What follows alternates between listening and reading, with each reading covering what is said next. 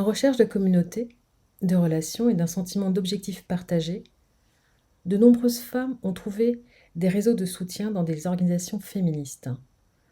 Satisfaites à leur échelle personnelle de ces nouvelles relations générées par ce qu'on appelle un contexte safe et soutenant, au sein duquel les discussions se concentraient sur l'idéologie féministe. Elles n'ont pas cherché à savoir si les masses de femmes partageaient les mêmes besoins de communauté. Certainement que de nombreuses femmes noires, mais aussi de femmes d'autres groupes ethniques, ne ressentaient pas l'absence de communauté entre les femmes de leur vie, et ce malgré l'exploitation et l'oppression. Le féminisme présenté comme un moyen de partager une identité et de développer une communauté n'a que peu d'attrait pour des femmes qui partagent déjà une communauté et qui recherchent des façons de mettre fin à l'exploitation et à l'oppression dans le contexte de leur vie. Si elles peuvent développer un intérêt pour un mouvement politique féministe qui œuvre à éradiquer l'oppression sexiste, elles ne ressentiront en revanche probablement jamais de manière aussi intense un besoin d'identité et de style de vie féministe. Souvent, l'approche liée à l'identité et au style de vie est séduisante, car elle crée l'impression d'être engagée dans une pratique. Je viens de vous lire un extrait de La marche au centre théorie féministe de Bell Hooks, paru aux éditions Cambourakis, et c'est un extrait qui est à la page 100. Alors avec cet extrait qui me servira d'introduction à cette intervention pour laquelle m'a convié Alexandre Gurita et Corinna Chuteau, qui s'intitule La sororité à l'œuvre dans les pratiques invisuelles. Et post-situ. Bien, ce petit intermède posé, je vais donc vous évoquer à présent ce que j'ai intitulé La sororité à l'œuvre dans les pratiques invisuelles. Je précise que ceci n'est pas une critique, peut-être un compte-rendu descriptif. Quelques mots-clés, donc sororité, art invisuel, bell looks, praxis, entraide, porosité, agentivité. Alors, de quoi allons-nous parler? Donc, tout d'abord, je vais essayer d'éclairer l'Agircare à partir d'un corpus d'artistes et de collectifs agissant dans l'écosystème de la Biennale de Paris. J'ai tenté de questionner l'Agircare et la sororité à l'ère de la Cthulhu-scène, comme le nomme cette époque que nous habitons l'autrice Donna Haraway. La définition de l'entraide, sur laquelle je m'appuie, est celle d'une aide mutuelle. Mais l'entraide, c'est aussi une discipline de l'économie politique, essentiellement développée par les théoriciens de l'anarchie, et dont le terme a été inventé par le géographe anarchiste Élisée Reclus. L'entraide traverse les praxis qui s'œuvrent et se désœuvrent et se réœuvrent des femmes artistes et chercheuses présentées plus loin. Dans les opérations, manœuvres ou actes sensibles qu'elles activent, il y a toujours des forces agentives du care. Mais comment leur praxis favorise une sororité à l'œuvre et à l'épreuve de l'art invisuel? Je tente d'éclairer ma réflexion sur leur posture et actes artistiques par les notions d'engagement social, de féminisme et de rituel. Engagement social. L'engagement social est une des disciplines qui caractérise la politique culturelle de Camille Smyslany, collaboratrice de la Biennale de Paris, qui expérimente dans ses diverses actions. Cette jeune globe-trotteuse qui a fait ses armes à sciences politiques ne craint pas de provoquer des collisions, de champs disciplinaires pour faire apparaître de nouveaux rituels, ferment d'une culture débarrassée du fétichisme de l'objet. Rituel. Le rituel, c'est ce qui est à l'œuvre dans les cercles de bienveillance initiés par Alexandra Perron-Diop en 2021. Dans ces cercles qui sont non mixtes et qui ont lieu à la pleine lune et en ligne, des femmes se réunissent et débattent de questions où l'art et la vie se confondent et deviennent des pratiques sociales socialisées. Des pratiques socialisées. Des pratiques socialisées définissent l'ensemble des champs de réflexion, d'action et de création de l'artiste et chercheuse Claire Dehoovre, directrice de WOOZ, l'agence des hypothèses. Elle est aussi ambassadrice de la métanation, de l'Université du bien commun et l'activatrice d'Anarchive. Ses actions se sculptent dans une sensibilité forte et altière où elle active un dialogue constant avec son époque, ses pairs et de manière générale les vivants humains et non humains.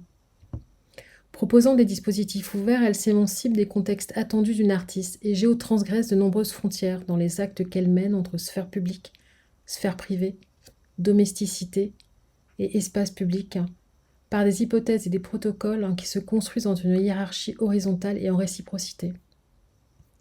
Elle devient la facilitatrice d'un processus qui perdure après elle. Elle contribue dans un contexte donné à soulever des mémoires, à les sortir de l'ombre. Elle redonne grâce aux anarchives une visibilité par la parole des civils à une mémoire citoyenne et intime. La question du pouvoir d'agir de la femme et la présence des femmes est partout dans ses propositions, que ce soit auprès de migrantes ou à Kiesma, elle a mené un travail de récolte de mémoire auprès de jeunes femmes migrantes en situation de monoparentalité et de précarité. Excusez-moi. Ou encore dans le cadre de la Biennale de Lyon, dans un quartier populaire limitrophe, où elle a proposé des rituels liés à la domesticité et à la convivialité. Convivialité sensible, dialoguer avec l'autre, voilà une activité qui caractérise la pratique invisuelle de Lisa Rowley, artiste, chercheuse et directrice de l'Institut Sensibilissimo. Lisa Rowley a formulé sa recherche et son terrain d'étude à l'École nationale d'art. Elle a posé la sensibilité comme média, médium et ligne de recherche de sa praxis. Elle mène sa recherche et favorise des pratiques collaboratives, d'entraide et de sororité. Elle écrit de nouveaux récits agentifs qui, sans se poser sur du papier, s'inscrivent dans une mémoire collective poreuse. Mémoire collective poreuse.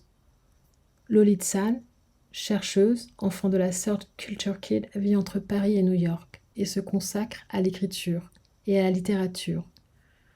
Elle propose des réseaux de liens et de structures de pensée qu'elle perçoit entre ses champs de prédilection, l'art, la musique et les mathématiques. Cette cosmopolite télescope l'écosystème de la Biennale de Paris dans une de ses trajectoires à New York lors de la tenue de l'Institut des hautes études en arts plastiques, IHEP, désormais École nationale d'art, au début des années 2010. De ce microcosme et vivier de pratiques artistiques innovantes dont elle ne s'est jamais éloignée, elle tisse une critique raisonnée et précise sur la présence de femmes et de leur pouvoir d'agir dans l'art, et plus spécifiquement dans l'art invisuel. Un art débarrassé de l'objet ou de l'œuvre d'art dont les démarches et les processus sont invisuels mais aux procédures tendues vers l'autre est l'un des axes de recherche que Lolit San éclaire par ses connaissances et son expertise issues de d'autres disciplines, des sciences humaines telles que la littérature, la sociologie ou encore les sciences cognitives. C'est de cet axe qu'au sein des pratiques invisuelles actuelles d'artistes femmes, elle identifie des similitudes, des modes opératoires qui témoignent toujours de la vivacité du pouvoir d'agir des femmes, de leur capacité à se fédérer et à se rassembler au sein d'objectifs qui dépassent largement le monde de l'art en proposant de nouvelles formes de ruses collectives et en collectif. Ruse de pirate. Elisa Bolazzi a choisi de créer cette entité micro-collection où l'agir illicite et clandestin sont les qualités premières, soit dans la lumière, pendant qu'elle et ses contributrices agissent dans l'ombre. Dans une société néolibérale basée sur des valeurs telles que la propriété, le copyright et l'autorat, Microcollection propose une nouvelle aventure au sein de l'histoire de l'art par accumulation, captation de micro-fragments d'œuvres qui intègrent un fond dont la valeur n'est pas celle marchande de celle-ci, mais de nombreux récits que leur prélèvement provoque et suscite. Dans un acte chirurgical dont depuis elle a constitué un kit d'intervention et un mode d'emploi à l'usage des agents et des agentes pirates de microcollection, œuvrant partout dans le monde, Microcollection restitue l'art et son histoire par une production qui, invisible à l'œil nu, est fabriquée hors des normes conventionnelles de l'atelier d'artiste, ou soustraire rend la vue à de nouveaux récits d'art. Le butin d'Elisa se situe ailleurs, que ce soit des micro-fragments de Joseph Beuys, de Vito Acconci ou de Yann Kounelis à des artistes plus jeunes comme Sandy Bee. Ce trésor d'intérêt général n'a cessé de croître en narration, mais non en spéculation de l'art, partout sur la planète. C'est un acte de transmission fort de culture, mais affranchi des industries culturelles et des institutions classiques d'art. Être furtif, activer des coopérations, susciter des contributions pour alimenter ce fonds d'art tout à fait hétérogène, voilà quelques gestes que le navire Microcollection, piloté par la flibustière et artiste invisuelle Elisa Bolazzi, accompagnée de son équipe anonyme, accomplit en discrétion dans un état permanent de pirate de l'art. De manière métaphorique, Microcollection, représentée ici par Elisa Bolazzi, incarne par la diversité des agents actifs de cet institut d'art d'un genre nouveau, et les micro-fragments d'œuvres hétérogènes, cette dynamique du faible niveau d'inégalité, et déplace ainsi les frontières de l'histoire, des arts contemporains et actuels. déplacer les frontières de l'histoire de l'art. Corina Sciuto-Milo est autrice. Avant de s'être consacrée pendant 2 ans à l'écriture du premier ouvrage théorique à propos de l'art invisuel, elle a aiguisé son regard sur l'art en œuvrant dans différents milieux connexes ou apparentés comme le marché de l'art ou le monde des galeries. Assez peu convaincue par un art reposant sur une économie de l'objet et nourrie de ses appétences pour les pratiques artistiques dématérialisées ou celles convoquant l'intelligence artificielle, ses recherches télescopent celui du champ de l'art invisuel, où à partir d'un corpus situé, elle va extraire les bases d'une réflexion sur un nouveau genre d'art qui, comme elle l'écrit dans son ouvrage Esthétique de l'art invisuel, s'est tourné vers l'invisualité. Créer de nouvelles dynamiques relationnelles pour lesquelles elle a proposé un nouveau concept, celui de parter, qui représente le mieux les liens qui unissent les praticiens invisuels et leur public. Ces nouvelles dynamiques relationnelles singulières déploient une nouvelle éthique. Une éthique de l'art invisuel, dynamique relationnelle singulière et ouvrir à celle-ci de nouveaux cadres d'exercice, voilà 2 des champs qui caractérisent l'ouvrage à venir de Colline Periano, post-opus Une éthique de l'art invisuel, où elle développe une réflexion sur les modus operandi à l'œuvre des praticiens, tels qu'ouvrir des fenêtres de Pierre Monjaret à diriger des instituts d'art du Nouvel Trône comme celle d'Elisa Bolazzi, micro-collection. Dans Post-opus, elle dresse des cadres éthiques d'apparition de l'art invisuel qu'elle a identifiés au sein d'un corpus choisi et non exhaustif des pratiques invisuelles. Comme elle l'écrit dans son ouvrage, je la cite, « L'art invisuel investit l'espace partagé, l'espace public et par là donne à chacun sa possibilité d'en jouir. Il réactive le partage, les relations et l'émancipation. » Que ce soit dans Esthétique de l'art invisuel de Corina Sciuto, paru aux éditions du Panthéon, ou de Post-opus, une éthique de l'art invisuel de Colline Periano, ouvrage à venir. L'émancipation du marché de l'art, des dogmes et des règles du jeu de l'art contemporain, est toujours au cœur de leur réflexion, menée sur un art débarrassé de la visualité comme horizon. Horizon d'art invisuel, Enoser, les artistes cultivent à l'ombre des mystères de son identité, ne paraissent afficher comme un pied de nez au diktat d'efficience imposé par le milieu de l'art contemporain et celui du monde du travail. Bâillant aux injonctions d'efficacité si chères au workaholic, elle affiche dans les déclarations sur les internets sa position ferme de ne pas en faire trop, voire de moins en moins, jusqu'à pousser l'humour ces dernières semaines à confectionner une offre d'emploi pour un intérimaire bénévole qui la remplacerait presto helico dans ses activités de paresseuse, afin de se mettre en vacances de l'activité paresse elle-même. D'une vie antérieure où elle a ramené une boîte à outils de médiatrice, elle porte une réflexion aiguisée sur la notion de réception au sein de l'écosystème de l'art invisuel.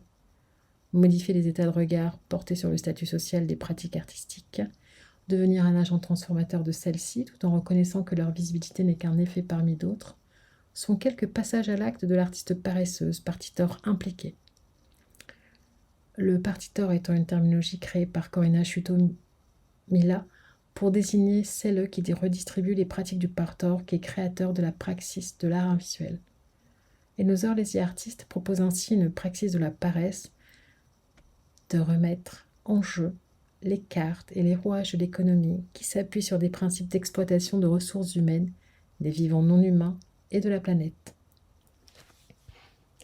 Vue d'une autre économie, Rosemary Barrientos, cosmopolite, historienne de l'art et chercheuse, se passionne pour le tissu relationnel entre art et économie depuis plusieurs années. Ayant porté dans un premier temps son attention sur les dynamiques de l'économie, plus particulièrement sur celle des collectionneurs d'art et des industriels possédant une collection d'œuvres d'art dans le cadre de ses études, elle va avoir l'occasion d'étudier une collection d'une entreprise du Texas. C'est le déclic, le seuil, le passage et le déplacement de ses recherches vers l'art et les logiques à l'œuvre dans l'économie de l'objet d'art, puis celle de l'économie de l'artiste et plus récemment des dynamiques entre art et économie circulaire. Depuis, elle a acquis un nouvel outil, l'argumentation, qui donne une perspective philosophique à sa discipline de cœur qui est l'histoire de l'art. Elle explore les différentes façons d'exister économiquement pour un artiste tout en restant artiste, sans produire nécessairement un art visuel. Plutôt que de présenter des concepts d'économie ou de politique, elle ancre sa position à partir de la praxis de l'économie d'artiste. Dans l'art, la prétention, l'agressivité, l'arrivisme sont des vestiges du XIXe siècle. Ils sont à l'origine de la spécialisation, à l'origine de l'esprit de carrière, de l'art capitaliste. À notre époque où tout se passe et se passe en même temps, Comment pourrions-nous croire qu'une personne est plus importante qu'une autre, un événement plus important qu'un autre? Ces mots que j'emprunte à Robert Filiu pourraient indiquer l'une des voies de traverse que tente de proposer Rosemary Barrientos dans ses explorations intellectuelles. Changer de point de vue, ne pas avoir peur de proposer des analyses différentes tout en s'appuyant sur des recherches précises, peuvent-ils produire de la sororité dans les actes?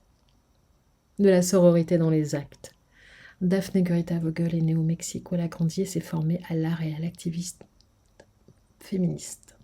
Installée à Paris depuis 2020, elle s'est dirigée vers le cinéma où elle continue d'explorer les luttes féministes, tout particulièrement celles qui au Mexique tentent de rendre leur liberté aux femmes, quelle que soit leur classe sociale, afin de disposer d'elles-mêmes, de leur corps, de leur vie.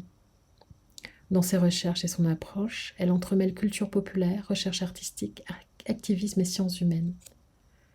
Elle dirige une ligne de recherche autour des questions sur les féminismes et luttes actuelles au sein de l'ONG qu'elle a créée, Matria, où elle croise l'ensemble de ses activités et partage les luttes féministes au plus grand nombre, d'où qu'elles soient.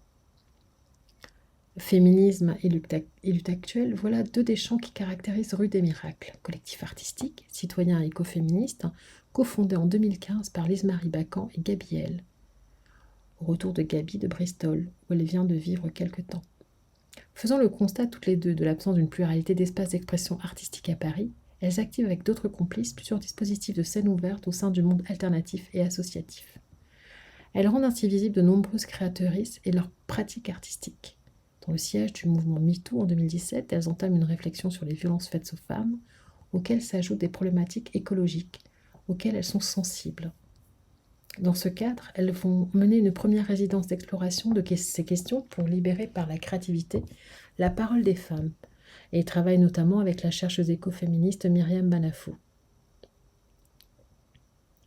Que ce soit au Mexique, en Angleterre, en Roumanie, au Sénégal, dans l'océan Indien ou en France, en Italie, les femmes et non-binaires dont je viens d'évoquer les pratiques ne renoncent pas à des luttes intersectionnelles et citoyennes, mais qui deviennent dans leurs approches autant de terreaux de lutte que d'art et de vecteurs de sororité. Dans son ouvrage « Se défendre », paru en 2018, la philosophe Elsa Dorlin écrit, je la cite, « La stratégie de la violence défensive s'apparente à une dynamique insurrectionnelle, seule capable de modifier en profondeur les rapports de pouvoir. »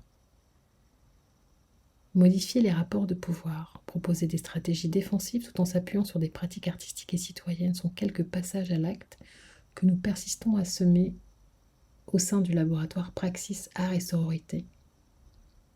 Toutes les femmes que je viens d'évoquer sont des chercheuses ou ont été chercheuses au sein du laboratoire.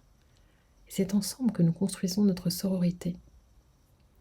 En janvier 2021, Camille Maslany, Alexandra Perron-Diop et moi-même, à l'issue d'un cycle de tables rondes que nous avions co-organisé avec Lenda et Alexandre Gurita, avons décidé de cofonder le PASS Lab, dont l'acronyme signifie Praxis, Art et Sororité. Ce laboratoire indépendant de recherche expérimentale est accueilli au sein de Lenda. Il est composé d'une tige racine de 3 départements de recherche. Bienveillance, portée par Alexandra, porosité, portée par moi-même, et politique, portée par Camille. Nos terrains d'études se rencontrent autour de champs indisciplinés de sciences humaines, la pratique, l'art et la sororité. Par pratique, nous désignons toute forme d'activité humaine qui peuvent être converties en art. La terminologie art recouvre l'ensemble des activités agentives en lien avec le sensible. Et la sororité définit la solidarité entre les femmes. Dans ce cas, nous avons organisé un second cycle de tables rondes pour rendre visibles des femmes aux pratiques artistiques invisuelles, des symposiums. Et nous accueillons depuis mai 2021 des chercheuses, théoriciennes, artistes et praticiennes en art invisuel au sein du laboratoire. Notre tige racine est devenue le département de recherche actuel, aux côtés du département des praticiennes artistes invisuelles et le département des chercheuses associées. Et plus récemment, l'amicale, le département amical des cofondatrices et amies de PASS.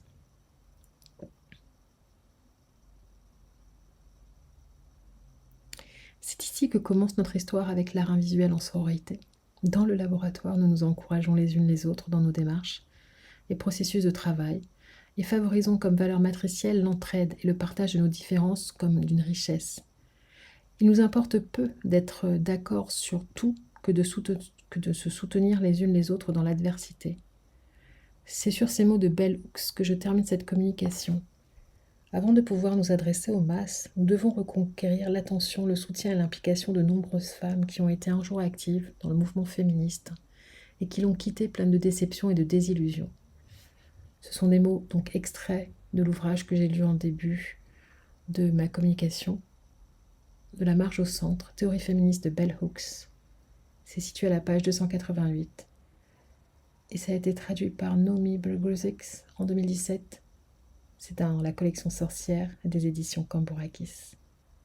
Merci de m'avoir écouté.